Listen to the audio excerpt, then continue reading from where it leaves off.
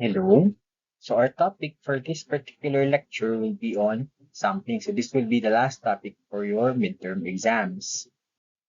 Of course, when we say sampling, we ought to refer to getting a sample population from the larger population. So perhaps this a sample group which is representative of the characteristics of the population in question. So again, you see the double-headed arrow here, which means that the sample should be representative of its population and vice versa. So why do we sample? So in epidemiology, sampling is important because it enables us to estimate population parameters. So for example, it could be average weight gain in a farm or the prevalence of a disease in a particular population, in a particular place, and at a particular point in time. And when we get those parameters, we may be able to compare those between different groups. So perhaps we can compare the occurrence of disease in one group of animal in location A, then compare it to the prevalence of disease in the same group of animals or same species of animal from location B. And lastly, perhaps one of the most important factor why we sample is to demonstrate that the population is free of the disease or condition of interest, or to detect whether disease is present or not in a population. It's quite important, especially we are in the year of transboundary animal diseases. Now, of course, as I previously mentioned, in a sample, you get a relatively smaller group of animals, relatively smaller in terms of number, when you compare it to the population. But when we say census, it refers to the entire population, the total enumeration of every individual involved in the population. So how do you when we talk about between the two, of course when we do sample or we do sampling, it is less costly and quicker because if we're to do test where you are to assess for a specific parameter, mas madaling gawin pag konti lang yung sample mo compared to when you do it in an entire population. And if that population is more than 100,000 heads of chicken, good luck. So sampling may provide precise and reliable estimates of population parameters. Like previously mentioned, if your sample is relatively representative of the population with regards to the primary parameter in question, it may provide a reliable estimate. On that matter, if the sample size or the sample is representative, it will allow you to calculate confidence intervals and do statistical tests to make inferences about the parameters and compare characteristics of subpopulation. So when we say CI or when we say confidence interval, it is quite important because again, when we do testing or we do analysis on a particular sample group, we are only of course we hope that the sample group is or we intend that the sample group is representative of the target population. But oftentimes there are instances that may not be. That's why we must have an interval. So let's say if the prevalence of disease in the sample group is 50%, that 50% may not be as to punto por punto na 50% talaga sa target population. That's why confidence intervals or yung let's say confidence interval na 50% is 40 to 60%. So when we say that the confidence interval is 40 to 60%, we mean that the actual occurrence of the disease or the parameter in the target population is between 40 to 60%. So that will enable us to get an estimate, a reliable and precise estimate of the parameter. So should it be average daily gain, daily milk output, or disease parameters like measures of disease, measures of health. So in sampling, there are several terminologies with regards to the population that we are referring to. So first, you have your target population, which represents the population at risk. So for example, if your target population is, it would be all of the animals in Cotabato province or all of the cattle in Cotabato province if you're going to do prevalence of Pashola, for example. And the study population is the population effectively sampled. For example, your target population is all the cattle in Cotabato province, but you may take your samples only from selected provinces, so that would be your study population. And within your study population, we have what you call the sampling frame. So here, so basically it is the list of all sampling units in the study population. So basically, an example of a sampling frame is that if I do a random oral exam in your section, the class list or yung listahan sa aking class record could be a sampling frame. So basically, it is just a list of everyone in the study population. Then sampling units is the particular individuals that belong to the sampling frame. So, yun nga, sa example ko na if I am to do a random oral exam in your section, every single one of you are sampling units. And the list of your names in my class record could be a sampling frame.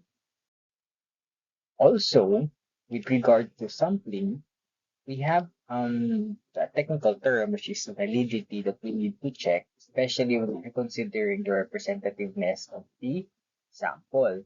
So for example, we have your external and internal validity. So when we say external validity, does the assessment of the sample valid enough so it would be put into consideration with regards to the description of the target population? So for example, kung 50% prevalence kayo sa sample, does the 50% prevalence of the particular disease actually occurring, or that the actual occurrence of the disease of the target population? So how precise is that estimate when we are talking about the population that we are interested in? Another is your internal validity. So basically, the internal validity is the 50% prevalence that you get from your sample. Does that actually reflect the occurrence of the disease, or occurrence of the health, or occurrence of the parameter in question with regards to your sample size? So it could be a factor of human error in sample collection, errors in testing, errors in and other factors related to your assessment of the sample population. So when considering all of those that we have previously discussed, of course, the goals of sampling involve getting a sample size, or at least sampling units within that sample size or sample group that is representative of the study or the target population, for which we will be able to get unbiased and precise estimates of the parameter, of the health measure, of the morbidity measure, or whatever we're trying to assess in the sampling population. Now, we have your different sampling methods. So we have your probability and non-probability sampling. So with regards to probability, in this model of sampling or method of sampling, every member of your sampling frame has a known non-zero probability of being selected. So basically, pag sinabi natin probability, there's an essence of randomness, wherein if I am to conduct a random oral exam on your section, every single one of you, and if magdodolats ako, halimbawa, isasulat ko lahat ng pangalan ninyo sa sheets of paper, then itodolats ko siya, every single one of you would have at least a known probability of being selected, right? So walang kumbaga lahat kayo could be selected at any point in time. So that is basically the probability sampling. When we say non-probability, there's no equal chance because there is subjective judgment of the investigator, subjective judgment with regards to the study design. So going back to that example, if I am to do a oral exam sa inyong klase or inyong section, if I do non-probability sampling, so for example, I'm only going to sample all the male students. So the females, there's basically a zero probability of female students to be selected. Or if I am to say that I'll only choose students whose last name starts from A to M. So lahat ng mga hindi kasali sa A to M will have a zero chance or probability of being selected. So yun yung non-probability sampling. So with regards to the types in each of them, Another probability, we have your quota, judgment, self-selection, haphazard, purposive, snowball, or convenient sampling. The probability naman, you have your simple random, systematic random, stratified random, cluster, and multi-stage sampling. So let's go through them one by one. In types of non-probability sampling, as I previously mentioned, there's a known zero probability for specific types of group that is to be excluded in the sampling. And that exclusion or that selection, kung sino lang yung pwedeng mas-select or sino lang yung mataas ang probability to be selected to be part of the sampling group, of the sample group rather, is up to the investigator. So when we say snowball, yung pinili mo na una, they would be, yung pinili mo to be the sample, the first sample, they would be the one to recruit the next samples. And then those na that will become your sample that will then again recruit other people to become part of your sampling group or your sample group. So lumalaki siya ng lumalaki. Para siyang recruitment, there's a recruitment process with regards to snowball sampling. Si quota sampling naman, you need to fill in quotas from specified subgroups. So for example, you need 13 male and 14 female. So meron ka ng quota for the specific subgroups of your sample. Then judgment sample, judgment of representativeness. Again, so judgment samples could be part and parcel of quota sampling actually. Of course, self-selection when we do or online sampling. So mag-questionnaire tayo online kung sino yung gustong mag-participate, sila yung nagiging sample group. So there is self-selection. Haphazard sampling, kung sino lang yung pwede, siya na. Purposive, you have a specific criteria, much like judgment and quota. Kung sino lang yung pwedeng pumasok. Pero meron kayong mga selection criteria with regards to your samples. Convenience, much like haphazard, kung sino lang yung andyan, sila yung willing to participate, edi sila na yung magiging sample size niyo. Now, when is non-probability sampling useful? So they are particularly useful because again, they are very easy to do. They are easier when you compare them to probability sampling. So that's one benefit of it. Number two, it would be cheap and easy because it's easy. It is a cheaper endeavor compared to um, probability sampling. But with regards to its disadvantages, non-probability sampling, as you would already, perhaps you can imply already, there is a big question with regards to the representativeness of your sample or your sample group that you will get when you do non-probability sampling. So you have to keep that one in mind. So next, you have your probability sampling. Let's go through them one by one. So again, first you have your simple random sampling. So again, every single one or every single member of your sampling frame would have a known probability or have the same probability of being selected. So for example, here you have 10 cattle that is part of your sampling population or your target population, for example. So each cattle, you give them a number, assign them a number. So 1, 2, 3, 4, 5, and so on hanggang 10.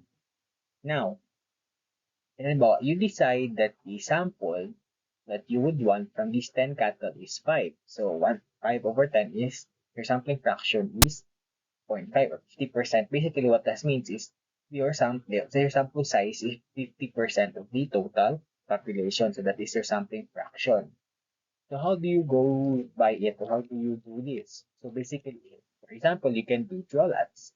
So put the numbers of the cattle, so 1 to 10, in pieces of paper, then you draw lots. Bunot-bunot ka ng 5 cattle. Sino mabunot mo, sila yung magiging sample mo. Or you can do table of random numbers or your random number generator sa inyong calculator. So kung ano yung number na mag-pop up, the last number na mga numbers na mag-pop up sa inyong random numbers generator, kung hindi pa na-select, sila na yung magiging sample size niyo. For example, here, napili nila is 1, 5, 6, 8, and 9. Yun yung sample group nila. So you have to remember that for simple random sampling, for it to work, you need to have a sampling frame. So the sampling frame must have every member of the group. Each should be uniquely identified, again, with a number, ID number or whatever. Dapat walang duplication. Non-member must be excluded. Kung hindi sila kasali, huwag nyo lang idamay. Then, additional information, if it is needed, ilagay nyo na sa sampling frame. Next, you have your systematic random sampling. So, selecting units at regular intervals in a population that was previously ordered and where first unit is selected at random. So, for example, repeat tayo na inyong 10 cattle population, 1, 2, 3, 1, 2, 3, 4, 5, hanggang 10, and so on. Like a situation na you would need 5 samples of the 10 population. So, for example, kinuha natin kanina yung sampling fraction ninyo na 0.5. So, what we could do here is get your sampling interval. And we do that by dividing your population over the sample size that you desire. So 10 over 5 is 2. So for example, we can select randomly here. Halimbawa, we select 1. 1 yung start natin. So 1, 2, we select number 2. 1, 2, select number 4. 1, 2, select number 6. 1, 2, select number 8. 1, 2, select number 10. So you select individuals at each interval that you have it as per determined by your sampling interval, which is n, big N or population over your sample size. Next, we have your stratified random sampling, which is a selection of units from mutually exclusive subgroups using either constant or variable sampling fraction. So basically what we mean by this is it's basically just random sampling with the addition of stratification. Wherein, for this example, we stratify the population based on breed.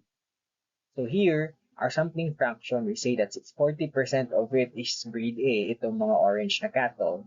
Then, breed B, the white cattle, is 60%. So basically, we subdivide them before doing random sampling. So another example of this is using this illustration. So as previously mentioned, we stratify them using breed as the characteristic for stratification. So breed is A and breed B. So basically, we just divide them according to breed, then we take random sample. So yan yung example ng stratified random sampling. So third, you have your cluster sampling. So sampling is applied to an aggregated level, so sometimes a group of individual units. So the unit of interest is still the individual animal, but sampling is based on the group where they belong. So it could be herd, mob, or litter. So for example, here, the aim is to determine the prevalence of E. coli infection in 90 piglets. So halimbawa, we decide to take samples from 30 piglets on economic grounds. So yeah, our desired sample size is 30 piglets and there are about 9 piglets per sow. So how do we go about this sample? So again, as previously mentioned in your cluster sampling, the level of sampling is on an aggregated level or in the group level. So instead of using all of the piglets as the sampling frame, we use or we identify them based on the group where they belong. So about here, litter 1, 2, 3 to up to 10, the sow level or the litter size or the sow level becomes the cluster from which sampling would be determined. So again, we decided on a 30 piglet sample size, so we then randomly sample on the sampling frame, which contains the identification of each cluster group.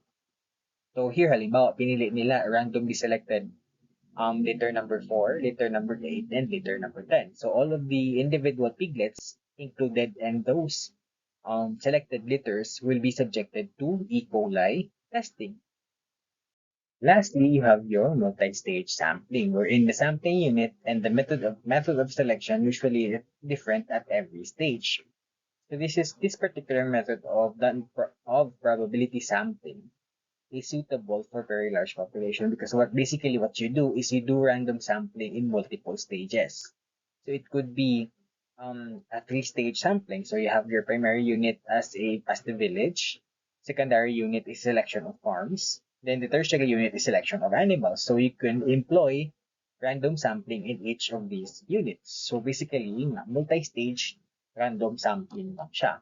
So for example, you have here our sample size. Again, balik tayo dun sa example kanina that we need 30 piglets for E. coli testing and we need to randomly select 5 sows. So yun yung first stage natin ng random sampling. So we randomly selected 5 sows. So sows 1, 8, 4, 6, and 10 were selected.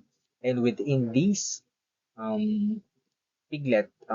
litter size or litter groups, sow groups, we need to select 6 piglets from each litter, which is again randomly selected. So each member of the litter is provided an identification. So here, example, ginamit nila letters A to I.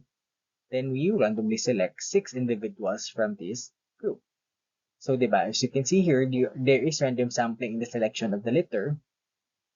Perhaps an example of clear cluster sampling is a selection of which litters to be included in the primarily sampling unit. Then you do um, another random sampling with regards to the selection of piglets within each litter, which is your secondary sampling unit already. I hope you understand the differences between the different probability sampling methods. So far, we have discussed what are the considerations for sampling for epidemiological research, the different types or methods of sampling, and now we need to decide the suitable sample size. So what is the size of the sample population for it to be perhaps representative and to achieve the goals of our research? So one of the problems that we often encounter in epidemiological investigations is figuring out how large the sample. We need to answer a specific question. So yung sinasabi ko, our sample size must be big enough for the study to have appropriate statistical power. Again, an issue of representativeness and the ability to demonstrate association of it if it exists. So it must be big enough for us to see whether there is association, for us to do rather measures of association. I don't know if you have encountered this in your practice, mga practice, practice calculations ninyo, na oftentimes when the fraction is very small, ang hirap kunin ng mga odds ratio or relative risk. So, isang factor din yan siya na the sample size must be big enough para kung may association man, kung ano man yung odds ratio or relative risk that we will be able to get, we may be able to demonstrate the association with statistical power. So why do we calculate sample size? So again, practical considerations. You really need to calculate for you to determine the representativeness, at least have a gauge of the representativeness of your sample size. So again, study planning, perhaps budgeting is a consideration, the resources needed for sampling, assessment of study feasibility, give yourself, again, a reasonable chance of finishing your research, and detecting significant risk factors if there is, so measures of association as I previously mentioned. And more importantly, if you are to apply for grant and research proposals, sample size calculation or sample size that is representative of the study or target population is really needed. So if you are to do your prevalence studies, and I will be the research coordinator for the DVM, I would require you to calculate your sample size. So how do we determine your sample size? You may use your friendly statistician. You may consult them, friendly epidemiologists. You can use formulas, mga calculators, software packages, and table of sample sizes if you have one. So what are the factors you need to consider with regards to determining your sample size? So again, of course, you have your desired precision. So Precision, when we say epidemiologically, it refers to the um, measure of error that you are willing to, level of error that you are willing to accept. So, or margin of error that you are willing to accept.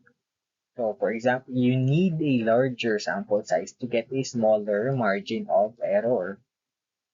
Conversely, if you are to accept siguro mga 10% to 50% margin of error, which is actually quite bad already, your sample size will become smaller. So usually we do accept 5% margin of error. So nature of analysis, again, if you are to do multivariate analysis, mga statistics, they need larger sample sizes because sometimes pag mababa at makonti yung sample size, the determination of association through multivariate statistics, minsan nag-error yung software. Kaya dapat sample size should be larger.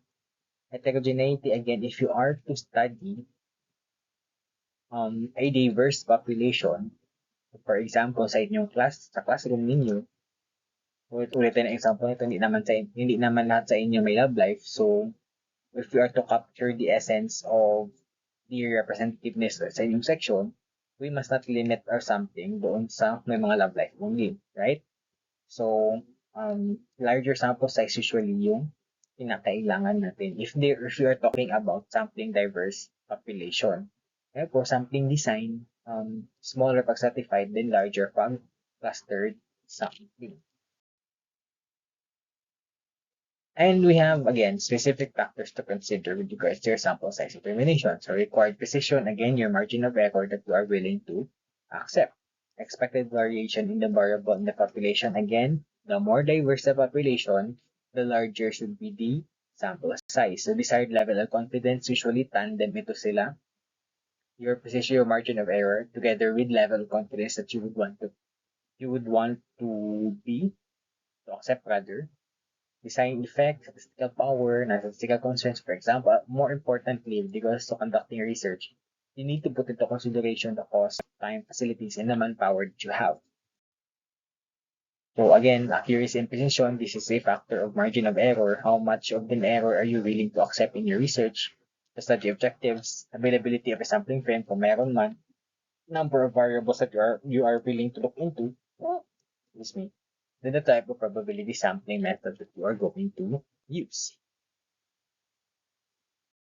For as an example here, so we can do sample calculations for estimating prevalence or to detecting the absence or presence of disease within a population. So first, we will do sample size calculation for estimating prevalence. So ito na yung mga measures of health natin na mga studies.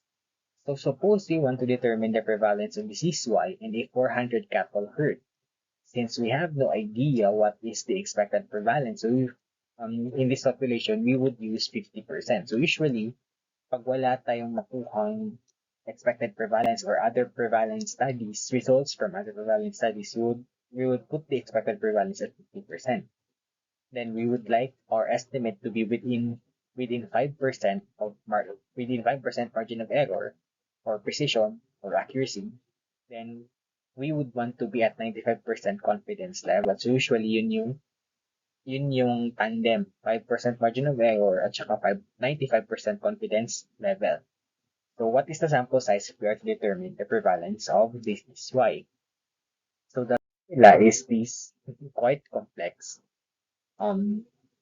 formula. So you have your z squared a or z squared alpha e times 1 minus your expected p is your expected prevalence over d squared. Your d squared is your margin of error. So usually yung z alpha ninyo, again, this corresponds to your confidence levels. So if you want to be 95% confident, you may use these following constants. So 1.645. Pag 95, 1.96. Pag 99, 2.572. So ipa-plug in yun siya dito, then squared times your expected prevalence. So P again is expected prevalence. So 50% usually pag hindi nyo alam. But if meron ng previous studies, so yun mag-prevalence kayo ng fasciola sa different areas here in Region 12, we already have a lot of undergraduate thesis on this, you may use their result, ipa-plug in nyo lang dito. Then usually your desired absolute precision or margin of error that you are willing to accept, usually we set it at 5%. So usually I would recommend that you stick to 5% margin of error. So in the example earlier, yung 400 cattle natin, so you would plug in kasi nga, ano tayo, di ba? We already mentioned that the confidence level that we are willing to accept is 95%, so 0.96 squared, then 50% expected prevalence. So ayan, then 5% margin of error. So you just plug it in you just plug it in the formula, then you would get 384. So that is the population that we sample size rather of the sample population that we would want. For example, we can use um, the table of sample sizes. As you can see here, 50% expected prevalence. Then we want 95% confidence interval at saka 5% margin of error. So it's 384.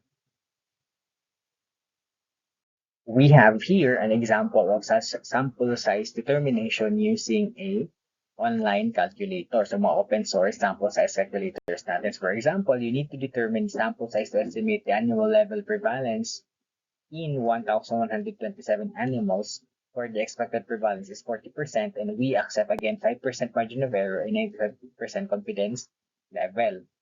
So you just plug it in here, then you calculate. So again, in this particular situation, we get that if we are to consider 5% margin of error and 95% confidence level, we would need 369 animals. Now we have an adjusted number of 278. So how did we, if we are to do this, mano-mano, how do we get this adjusted sample size? So aside from calculating sample size for cross-sectional studies, you also have a method of reducing that calculated sample size. When you put into consideration the total population of the um, target population or the sample population. So for the formula is n equals n over 1 over f. 1 minus f rather, wherein the f is the sampling fraction. And again, just a review, your sampling fraction is the calculated sample size over the population size. Now, the correction factors only used in descriptive studies, primarily your cross-sectional studies. However, aside from that, you can only also use it when the sampling fraction is greater than 10% of the population size. So when you calculate the sampling fraction, the decimal should be more than 0.01 because if the sample size is less than very much less than the sample population, wala rin yung effect. Or if the population is very big, wala din yung effect yung reduction calculation or yung correction calculation ninyo. So you have your example here. You may want to pause your video if you want to calculate. Then this was the previous example. So I'll show the answer. 5, 4, 3, 2, 1.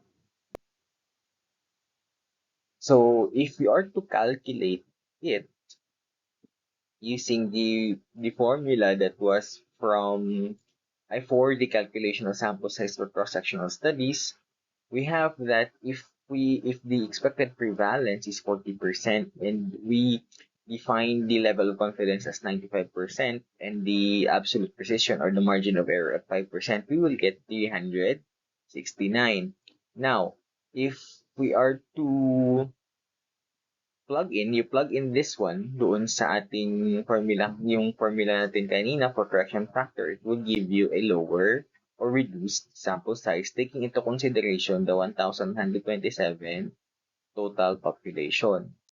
So aside from calculating sample sizes for cross-sectional studies, you also may opt to calculate sample sizes for detection or confirm detection of certain diseases or confirmation of absence of such diseases within a finite population.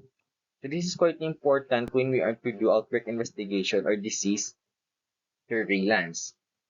Kung doon sa in the previous calculation, yung may mga z alpha squared, if you can remember, the goal is to determine or to get an estimate of the measure of health that we are, kung ano yung goal natin, perhaps prevalence or incidence. But in this particular case, our goal is to detect more than one positive animal, given that we know the total number of animals in the population. In, in this particular situation, you may not need random sampling if hindi naman goal yung prevalence estimate is not the goal. But then again, when we use this calculation, our goal is to um detect at least one positive or at least determine that the disease is absent in the finite population. So the formula for this particular situation is that this equals is n equals 1 minus 1 minus p1 and so on, wherein each of these is notated as such. So n is the population size. Of course, we put that into consideration. Your d, which is important here, the minimum number of diseased animals as determined by your expected prevalence. So to get the D, it is population size times the expected prevalence. Then P1 is your confidence level, which is usually 95%. Here is an example. So suppose we have a leptospirosis-free herd of 250 pigs, and we want to be 95% sure that it is free from Leptospira pneumoniae. Based on the data from an endemic area, Leptospira pneumoniae normally affects 10% of the population. We want to know how many pigs are required for bacterial culture. So again, we get your D, which is your expected number of animals to be diseased. So if the expected prevalence is 10%, so 10% of 250 pigs is 25. Then you plug it in the said formula. So take note here lang your P1 is 95% as a decimal. It's not the constant as in the previous formula. You calculate it, remember your PEMDAS, and you would get 27 pigs. So again, the interpretation of this is that we need 27 pigs. If none of the 27 pigs tested had Leptospira pneumoniae, if lahat sila negative, we can be 95% sure that the prevalence of leptospirosis in this pig herd is less than 10%. Because of this, Leptospira pneumoniae is not present in the herd. So basically, in this example, we determine that the disease is absent in the population. But do take note that again, the goal of if you are to use this formula for sample size calculation, the goal is to detect or prove the absence of disease and not to estimate prevalence or any measure of health for that matter. So of course, given the same situation, you may also opt to use Episcope or yung mga online calculators ninyo. Unfortunately, we do not have a laboratory para maturuan ko kayo nito. But if you need this for your thesis or for other endeavors, you may consult with me. And of course, you get here the required sample size for detection of disease is 27, as we have calculated earlier. Here are some important considerations with regard to sample size for detection of disease. So it would inevitably increase if the prevalence is reduced because it will take more animals for you to detect the presence or absence of the disease if the prevalence occurs at a very, very low or if the disease occurs at a very, very low level. The desired confidence increases, of course, when we want to increase our confidence with regards to our result, tataas talaga ang sample size that is needed. And sensitivity of the test, pag the test is mababa yung sensitivity, you may opt or you may need a larger sample size. So sensitivity, specificity, we will discuss them when we tackle your diagnostic tests later on this semester. So it is important to remember that it is sensible to focus on high-risk groups. For example, clinically affected individuals or groups where prevalence is likely to be greater. Reduce the sample size because again, if the prevalence is a bit lower, sample size would increase. And lastly, if the goal is to detection of infection and not prevalence or measure of health estimation, then animals with clinical signs consistent with disease can be sampled selectively. So this could be referred to as your targeted or risk-based sampling.